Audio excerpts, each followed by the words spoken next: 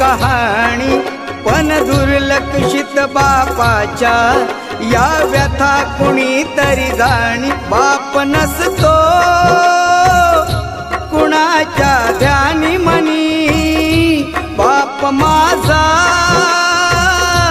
वेदनांचा धनी। बाप नसतो कुणाच्या ध्यानी मनी, बाप माझा वेदनांचा धनी।